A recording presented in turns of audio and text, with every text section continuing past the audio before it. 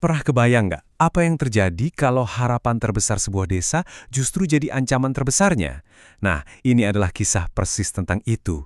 Kisah tentang ramalan yang dipelintir, pengorbanan yang nggak terduga, dan seorang gadis bernama Haya yang katanya ditakdirkan jadi cahaya terakhir buat desanya. Oke, kita mulai ceritanya ya. Coba bayangin, ada sebuah desa yang benar-benar terisolasi, kejebak di antara bukit-bukit yang tandus.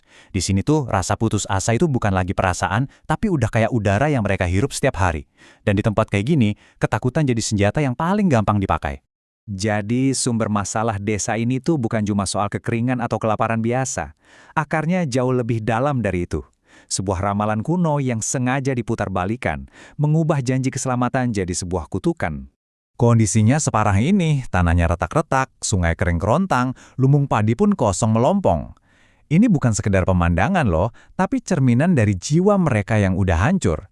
Nah, kalau harapan udah setipis ini, orang bakal percaya apa aja, bahkan kebohongan yang paling gelap sekalipun. Dan disinilah letak manipulasinya. Ramalan yang asli itu sebenarnya menjanjikan seorang pembawa cahaya, sebuah simbol harapan. Tapi, para tetua desa memelintir pesannya. Harapan diubah jadi tuntutan. Tuntutan pengorbanan. Janji keselamatan diubah jadi alat buat mengendalikan rasa takut warga desa. Sekarang kita geser fokus kita. Kita lihat gimana harapan itu justru lahir, bukan di tengah desa yang penuh ketakutan, tapi jauh dari sana, di dalam pengasingan dan kesunyian. Jauh dari desa, Haya lahir diam-diam. Ibunya, karena udah putus asa, menitipkannya ke satu-satunya orang yang berani melawan para tetua. Seorang guru tua yang hidup terasing. Ironis banget kan? Harapan sejati desa justru tumbuh di bawah asuhan orang yang mereka singkirkan. Terus ada tokoh namanya Dika, anaknya tetua desa. Dia ini dari kecil dididik untuk jadi penerus, untuk patuh sama sistem tanpa banyak tanya. Tapi begitu ketemu Haya, hatinya goyah, benih keraguan mulai tumbuh. Dika ini jadi kayak cerminan konflik batin seluruh desa, antara kepatuhan buta sama suara hati. Haya, yang harusnya jadi penyelamat, malah diikat di altar buat jadi korban.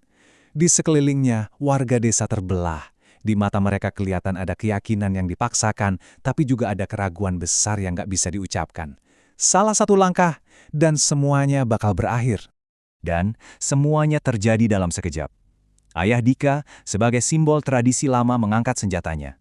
Tepat di saat itu, keraguan yang selama ini dipendam Dika meledak jadi sebuah tindakan. Bukan kata-kata, tapi murni sebuah refleks untuk melindungi. Senjata itu mengenai tubuhnya, tapi bukan Haya, melainkan Dika. Dalam satu detik hening yang memekakan telinga, pengorbanan yang terjadi bukanlah pengorbanan yang direncanakan oleh para tetua. Tindakan Dika itu menghancurkan semua narasi mereka. Di tengah hening yang mencekam setelah tindakan Dika, muncullah sebuah suara. Suara kebenaran yang udah lama banget dibungkam. Dan suara inilah yang bakal meruntuhkan semua tatanan yang ada. Tepat di momen itu, guru tua yang diasingkan itu muncul. Dan dia cuma bilang satu kalimat yang langsung meruntuhkan segalanya. Kebenaran tidak pernah membutuhkan korban.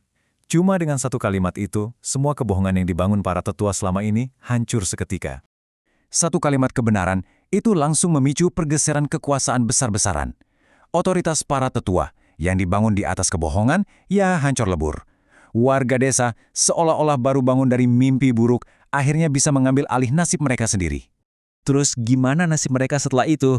Nah, dari puing-puing kebohongan dan ketakutan itulah mereka mulai membangun kehidupan yang benar-benar baru. Dan Dika, dia selamat. Dan dia menemukan cara untuk menebus kesalahannya. Bukan dengan jadi pemimpin baru, tapi justru dengan melayani warganya. Dia lepasin semua statusnya, kerja tanpa pamrih, memperbaiki ladang, mengalirkan air. Lewat kerja kerasnya itulah, dia membangun kembali kepercayaan yang sempat hilang. Lalu, Haya, gimana nasibnya? Dia nggak jadi korban, tapi juga nggak jadi legenda yang disembah-sembah. Perannya jauh lebih penting dari itu. Dia menjadi kompas moral bagi desanya. Seorang penasehat yang jadi penjaga nilai-nilai kebenaran, supaya mereka nggak akan pernah lagi tersesat dalam kebohongan. Dan seiring dengan kebenaran yang terungkap, rasanya alam pun ikut menyambut. Tanah yang tadinya retak mulai subur lagi, air kembali mengalir, dan yang paling penting, ketakutan yang selama ini mencengkeram desa akhirnya hilang. Desa itu mulai bangkit, bukan cuma secara fisik, tapi juga secara spiritual. Jadi, Dari kisah ini, kita bisa lihat kan bahwa cahaya terakhir itu sebenarnya bukan sosok yang dicari-cari dari luar. Cahaya itu adalah keberanian di dalam diri kita sendiri untuk berani melihat dan membela kebenaran.